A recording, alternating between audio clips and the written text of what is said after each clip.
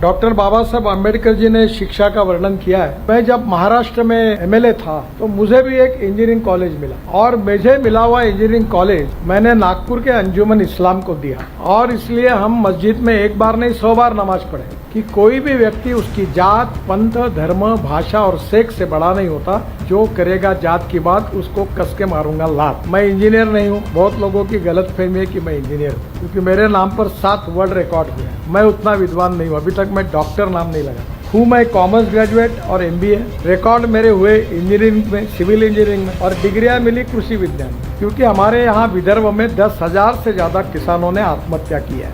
तो मेरे पास 5 charter accountant, 350 engineer और 3 कंपनी सेक्रेटरी काम करते हैं।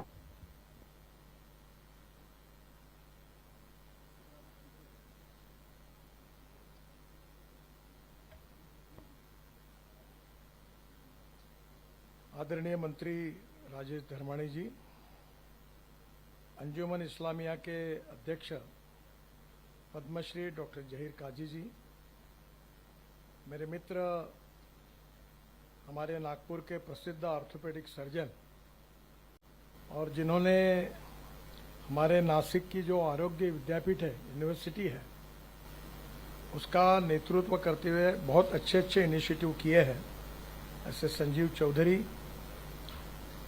आज आप सबको जो डिग्रियां हासिल हो रही है उस इंस्टीट्यूट के प्रमुख मेरे मित्र अनीस अहमद जी, सभी रिस्पेक्टेबल डिग्निटरीज और सभी मेरे मित्रों, भाइयों और बहनों, सबसे पहले मैं आपको ये जो डिग्री आज हासिल हो रही है इस उपलक्ष्य में हृदय से बहुत बहुत अभिनंदन करता हूं। आप सबका बहुत बहुत धन्यवाद करता हूं।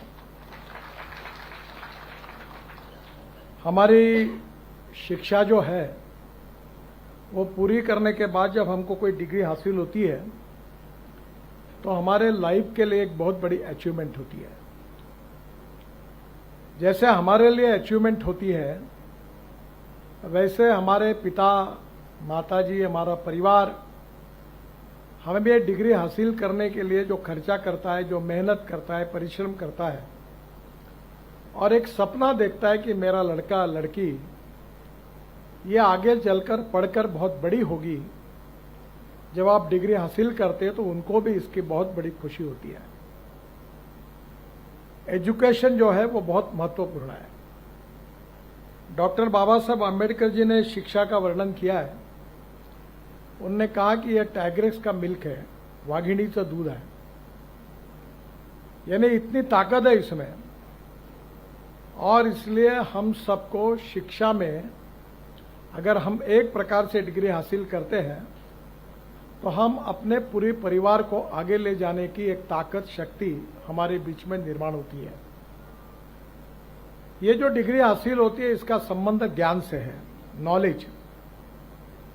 और मैं अक्सर 2 बातों के बारे में हर समय जिक्र करता हूं और मेरे याद रखता हूं। 2 बातें जो है, जो फिलॉसफी है कि एक innovation, entrepreneurship, science, technology, research, skill and successful practices, we name it as knowledge and conversion of knowledge into wealth. ये हमारा भविष्य है। दूसरी जी फिलॉसफी है कि no material is waste and no person is waste. It is depending upon the appropriate technology and appropriate vision of the leadership that you can convert waste into wealth. और इसलिए ये जो नॉलेज है इसके भरोसे हम बहुत प्रगति और विकास कर सकते हैं। और इसलिए मैं विशेष रूप से अनीस भाई को पता है और डॉक्टर जहीर साहब को बताऊंगा कि मैं जब महाराष्ट्र में MLA था तो मुझे भी एक इंजीनियरिंग कॉलेज मिला और मुझे मिला हुआ इंजीनियरिंग कॉलेज मैंने नागपुर के अंजुमन इस्लाम को दिया। तो मुझे पूछा कि इनको क्यों दिया, तो मैंने कहा हमारे समाज में सबसे ज्यादा आवश्यकता कही है शिक्षा की तो मुस्लिम समाज में है। दुर्भाग्यवश यह है कि 5 ही धंधे समाज में लोकप्रिय है, चाय की टपरी, पान ठेला, कबाड़ी का दुकान, ट्रक ड्राइवर और क्लीनर। पर हमारे समाज में से अगर इंजीनियर, डॉक्टर, वकील, आईएएस, आईपीएस ऑफिसर बनेंगे तो ही समाज का विकास होगा। और इसलिए हम मस्जिद में एक बार नहीं 100 बार नमाज पढ़ें, पर विज्ञान और तंत्र विज्ञान को अगर हम आत्मसात नहीं करेंगे तो हमारा भविष्य क्या होगा। आज डॉक्टर अब्दुल कलाम साहब जब न्यूक्लियर साइंटिस्ट बने और उन्होंने ऐसा काम किया कि आज डॉक्टर कलाम साहब का नाम हमारे देश में नहीं विश्व में सबके पास पहुंचा है। और इसलिए मैं एक बात पर विश्वास रखता हूं कि कोई भी व्यक्ति उसकी जात, पंथ, धर्म, भाषा और सेक्स से बड़ा नहीं होता, उसके गुणों से बड़ा होता है। और इसलिए हम जात, पंथ, धर्म, भाषा और सेक्स के आधार पर किसी को डिस्क्रिमिनेट नहीं करें। मैं तो राजनीति में हूं, यहां तो बहुत बातें चलती है, तो मैंने कहा नहीं, जो मैं मेरे हिसाब से चलूंगा, जिसको देना वोट देगा, नहीं देगा वो नहीं देगा। बहुत जाति वाले लोग मुझे मिलने के लिए आते हैं, तो मैंने उनको सबको मिलकर 50,000 लोगों में कह दिया, जो करेगा जात की बात उसको कस के मारूंगा लात। तो मुझे मेरे मित्रों ने कहा कि ये कहकर तुमने बड़ा नुकसान किया है। मैंने बोला जो होगा सो होगा, अगर चुनाव जीतता नहीं तो आदमी मरता थोड़ी है, मंत्री नहीं हुआ तो। पर मैं अपने उसूलों के साथ इस पर कायम रहूंगा और व्यक्तिगत जीवन में उसका आचरण करूंगा। आज मुझे खुशी है कि अंजुमन इस्लाम से हजारों लड़के लड़कियां इंजीनियर बने हैं। अगर ये मौका उनको नहीं मिलता तो नहीं बनते। और इसलिए शिक्षा बहुत महत्वपूर्ण है, और शिक्षा से केवल आपके परिवार की और आपकी प्रगति और विकास नहीं होगा, तो शिक्षा से समाज का और देश का विकास होगा। नॉलेज ये पावर है, और ये जो पावर है ये आत्मसात करना अलग अलग क्षेत्र में आपका बहुत महत्वपूर्ण मिशन है। मैं इंजीनियर नहीं हूं, बहुत लोगों की गलतफहमी है कि मैं इंजीनियर हूं, क्योंकि मेरे नाम पर 7 वर्ल्ड रिकॉर्ड हुए हैं। अब मुझे 12वीं डिलीट मिली है, 12 डॉक्टरेट्स मिली है, और वो डॉक्टरेट मैं उतना विद्वान नहीं हूं, अभी तक मैं डॉक्टर नाम नहीं लगाता, क्योंकि मेरी कहानी ऐसी हुई कि प्रोफेशनल कॉलेज में 50% के ऊपर मार्क चाहिए, तो 75 में इमरजेंसी लग गई, और इमरजेंसी के खिलाफ मैं 11वीं में था, तो काम करना मैंने शुरू किया, मेरा करियर खराब हो गया। तो मुझे इंजीनियरिंग के एडमिशन के लिए मैं डिस्क्वालीफाई हुआ, अप्लाई करने के लिए डिस्क्वालीफाई हुआ। तो मैंने कहा जो व्यक्ति एडमिशन के लिए डिस्क्वालीफाई होगा, how we can become a doctor. तो मैं कोई डॉक्टर लगाता नहीं। पर एक बात जरूर है यार, जो मुझे डिग्री डॉक्टरेट मिली है वो 6 एग्रीकल्चर साइंस में मिली है। हूं मैं कॉमर्स ग्रेजुएट और MBA। रिकॉर्ड मेरे हुए इंजीनियरिंग में, सिविल इंजीनियरिंग में, और डिग्रियां मिली कृषि विज्ञान में। तो मैं ज्यादातर मेरा समय किसानों में काम करता हूं, क्योंकि हमारे यहां विदर्भ में 10,000 से ज्यादा किसानों ने आत्महत्या की है, और मैं ये मानता हूं कि इसको हम इस समस्या को कैसे सुलझाएं, बहुत कठिन है सुलझाना। और इसलिए पिछले अनेक सालों से इन समस्याओं का अध्ययन करते हुए हमारे कृषि और ग्रामीण क्षेत्र की तस्वीर कैसे बदलेगी, इसके लिए मैं काम करने की कोशिश कर रहा हूं। और इसलिए मेरा विश्वास है कि आज आपको जब ये डिग्री हासिल होगी तो मैं आपको मित्र के रूप में एक संदेश दूंगा कि नौकरी मांगने वाले नहीं, नौकरी देने वाले बनो। मैं भी हमारे कम्युनिटी में जो भी उठता था बैंक में नौकरी करता था या टीचर बनता था। तो मेरे जो बहनों थे, एक न्यूक्लियर साइंटिस्ट थे, बाबा एटॉमिक रिसर्च, बहुत बड़े पोस्ट पर थे, और दूसरे नेपा पेपर मिल के मैनेजिंग डायरेक्टर थे। दोनों मेरी स्टूडेंट थे, पटवर्धन स्कूल से फर्स्ट मेरिट आए थे। तो स्वाभाविक रूप से मेरी बहनें मुझे बोलती थी तेरा ध्यान ही नहीं, तू अध्ययन ही नहीं करता।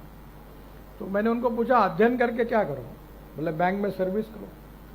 तो बैंक में क्लर्क बनो। तो उन्होंने कहा आप बैंक में सर्विस करो। फिर जब बैंक की सर्विस निकल गई मैं लॉ हो गया तो बोले प्रैक्टिस करो, बोर्ड लगाओ, मैंने नहीं लगाया तो मुझे बड़ी नाराज होती थी। आज मैं काम करता हूं तो मेरे पास 5 चार्टर अकाउंटेंट, 350 इंजीनियर और 3 कंपनी सेक्रेटरी काम करते हैं। तो अब तो कोई जरूरत नहीं, अब तो मैंने व्यवसाय छोड़ दिया, मेरे बच्चे देखते हैं। तो पहली बात डिग्री का और सक्सेस का संबंध कितना है आप जरा समझ लो। Knowledge with entrepreneurship is very important. उद्यमशीलता एंटरप्रेन्योरशिप इज वेरी इंपॉर्टेंट। और एंटरप्रेन्योरशिप जो होती है, resources very important, knowledge is most important, and entrepreneurship is very, very important. Your initiative with the dynamic leadership, with the conversion of knowledge to wealth, is going to give you the big result which is going to change your future. आपके भविष्य को बदलने के लिए इसका उपयोग करिए। अभी हमारे देश की स्थिति ऐसी है कि we are the fastest growing economy in the world. The dream of the Prime Minister to make Indian economy a third largest economy in the world, $5 trillion की इकोनॉमी बनाना है। अब what is the mission? The most important mission for the country is how we are going to increase our export and how we are going to reduce our import is the basic mission for all of us. And the pharmaceutical industry is the most important industry for the country. और आज मैं आपको बताता हूं कि पूरे world में हमारा बहुत बड़ा एक्सपोर्ट है। अब बल्क ड्रग जो है वो भी हमारे यहां बनने लगा है। मैं विशाखापट्टनम में मैं जब एमएसएमई का मंत्री था तो मैंने मेडिकल डिवाइसेस पार्क तैयार किया। अब उसका एक्सपोर्ट है 40,000 करोड़ का। आंध्र प्रदेश में 2 बार मैं वहां गया, सब लोग अब बड़े बड़े उद्योगपति बन गए। तो मुझे उन्होंने कहा कि आपके लिए हमको कुछ करना है। तो मैंने कहा मुझे तो कुछ नहीं चाहिए। तो ये जो सीनियर सिटीजन है जो उनके कान से सुनने में नहीं आता, तो अभी तक नागपुर शहर में मैंने 2,500 लोगों को फुकट में मशीन लगा के दी। तो उन्होंने मुझे वो 2,000 रुपये में मशीन दी, उसकी बाजार में कीमत 80,000 रुपये। फिर कोविड के समय मैंने 500 वेंटिलेटर डोनेट्स किए, डॉक्टर साहब को पता है। और वो उस समय वेंटिलेटर की कीमत 6 से 7 लाख रुपए थी और मुझे वेंटिलेटर मिला 47,000 में। और जितने वेंटिलेटर मैंने बांटे पूरे विदर्भ में एक भी खराब नहीं हुआ। फिर ऑक्सीजन कॉन्सेंट्रेटर, अनेक इक्विपमेंट मिली, फिर वो ऑक्सीजन के सिलेंडर मिले। इतना नहीं, मैंने अनेक हॉस्पिटल में, Mayo hospital, medical college, AIIMS, Chandrapur और अनेक प्राइवेट हॉस्पिटल में, शायद डॉक्टर साहब के भी एक मैंने लगाया। ये ऑक्सीजन के मैंने मशीन लगा दी है डोनेशन में। डॉक्टर साहब के इसलिए लगाया कि ऐसे डॉक्टर है जो अनेक गरीबों की फुकट में सेवा करते हैं, 1 रुपया नहीं मांगते, और सुबह से लेकर रात तक काम करते हैं, 2-3 बजे तक, रात को 4 बजे तक, किसी को पैसे नहीं मांगते। तब मैंने कहा तो डॉक्टर बोले मुझे जरूरत नहीं, मतलब तुमको नहीं पर मुझे है, मैं तुमसे फुकट में इतने काम करवाता हूं, मुझे शर्म आती है, आप इतना ये मशीन लगा लो।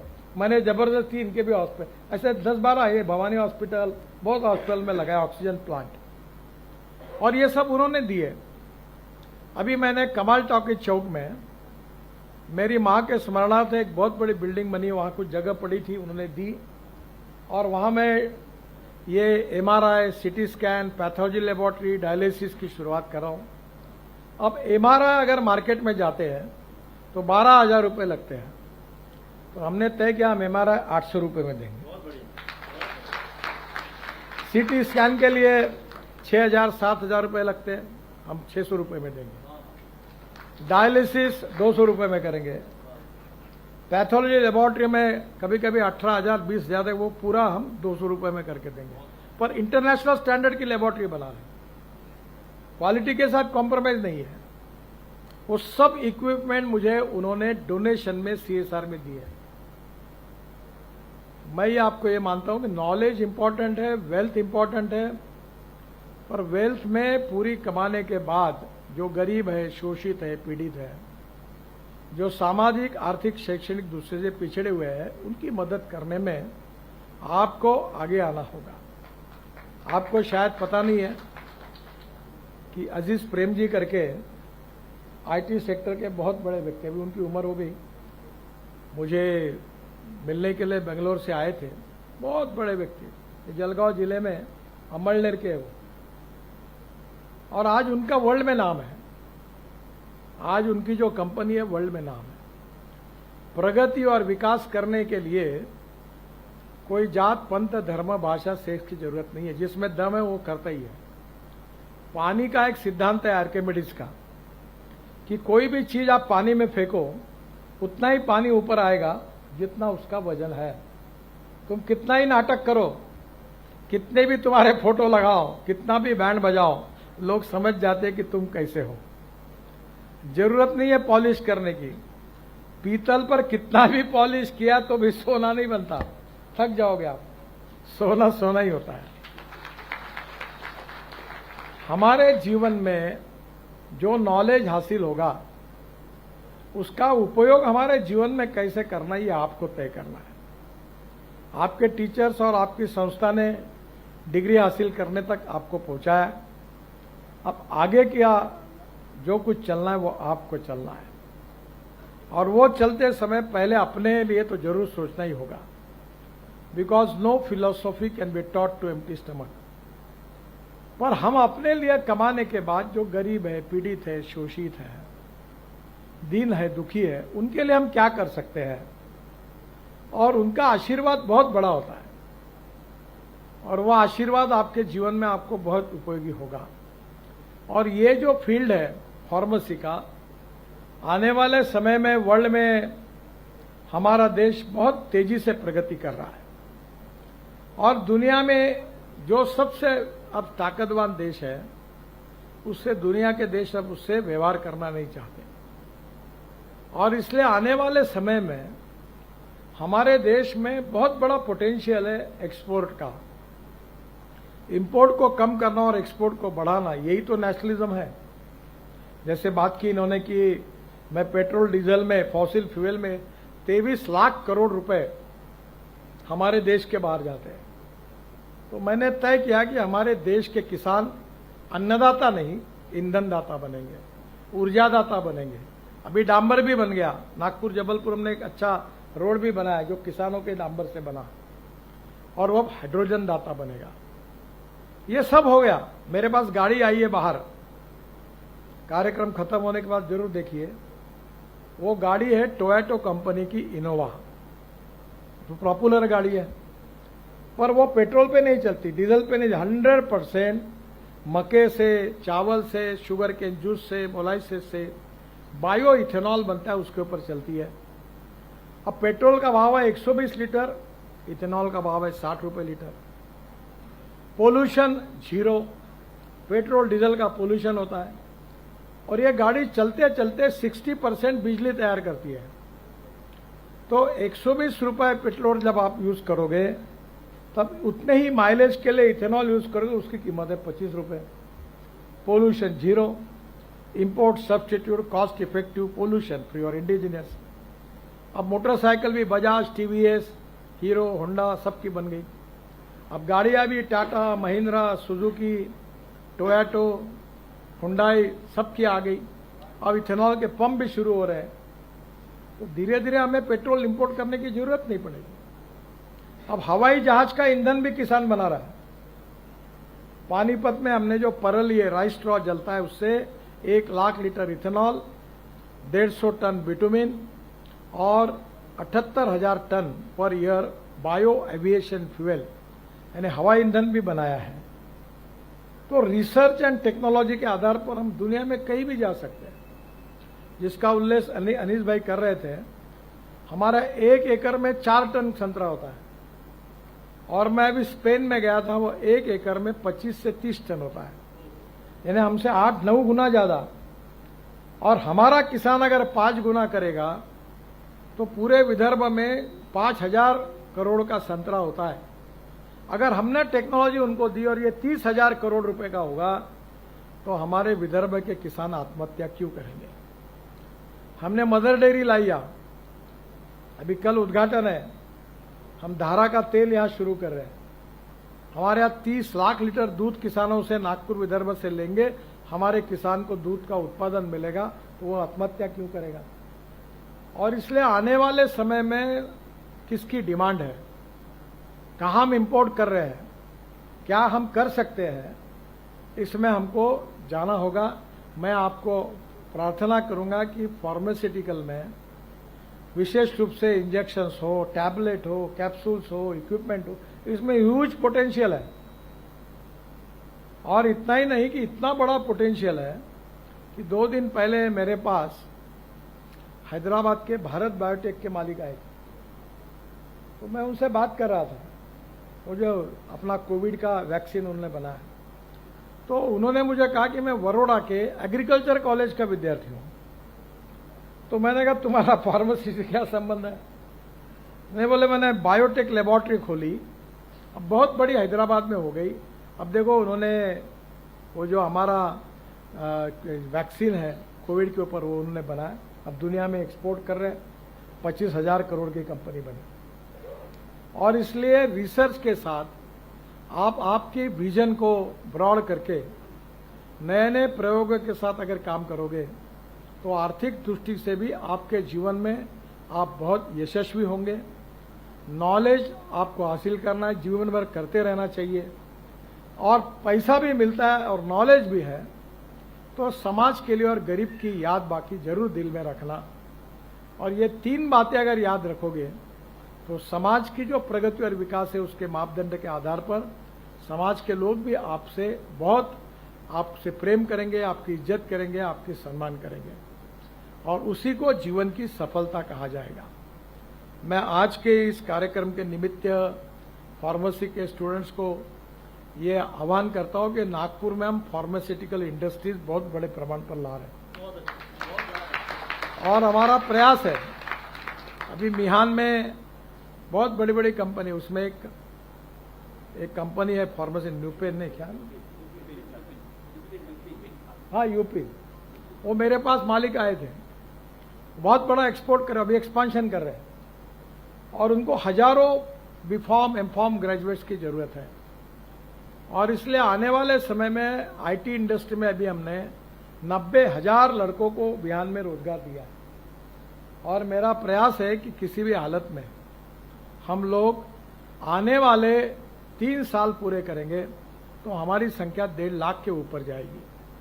अभी हमने एडवांटेज विदर्भ किया था, गढ़चिरौली में और नागपुर विदर्भ में 7.5 लाख करोड़ की इंडस्ट्री आ रही है। हमारे वर्ल्ड में सबसे लोहे का आयरन ओर की अच्छी क्वालिटी अगर कही है, तो वो गढ़चिरौली में 65 ग्रेड का लोहा है। सज्जन जिंदल जो थे देश के बड़े उद्योगपति, उस दिन आए थे, मुझे बता रहे थे, आपको पता नहीं, बोले यहाँ का लोहा कितना अच्छा है। वो 3.5 लाख करोड़ की इन्वेस्टमेंट कर रहे हैं।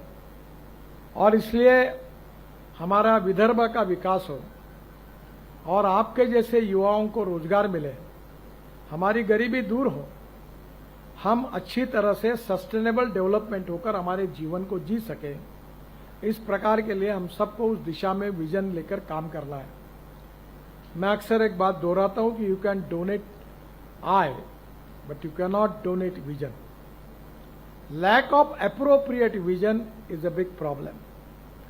तो let us fix about your future, और आपकी विजन क्या है वो निश्चित करो, और उसके पीछे ताकत और शक्ति के साथ उसके पीछे लगो, और जीवन में प्रगति और विकास की ओर जाकर आप नौकरी देने वाले नहीं, नौकरी मांगने वाले नहीं, नौकरी देने वाले बनकर हमारे विदर्भ में वेल्थ क्रिएट करने में आप आगे आइए। जो उद्योग व्यवसाय करता है वो केवल नफा नहीं कमाता, he is not only wealth creator, he is a employment creator. और अब हमें जरूरत है एम्प्लॉयमेंट क्रिएटर्स की, जो हमारे समाज के लाखों युवाओं को रोजगार देंगे, और वहां के अनुभव के साथ आप भी इसी प्रकार से अपने उपक्रम को शुरू करके यशस्वी होकर आगे काम करें, ताकि हमारा समाज, हमारा देश दुनिया में एक बड़ी विश्व में शक्ति बने, ताकत बने, इसमें आप सबका योगदान बहुत महत्वपूर्ण है। आज की जो डिग्री मिली है उसके आधार पर आपके उज्जवल भविष्य की कामना करता हूं। आपको बहुत बहुत शुभकामनाएं देता हूं और भगवान अल्लाह आप सबका भला करे और आप जीवन में यशस्वी हो, यही दुआ मांगता हूं। बहुत बहुत धन्यवाद। नमस्कार।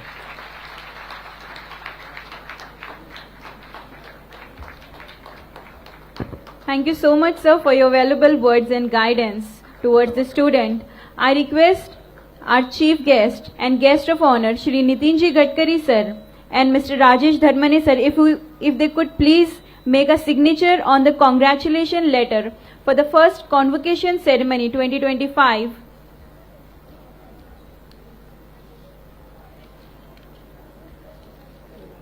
Now I request the student. They are here for the convocation, followed by Mohammed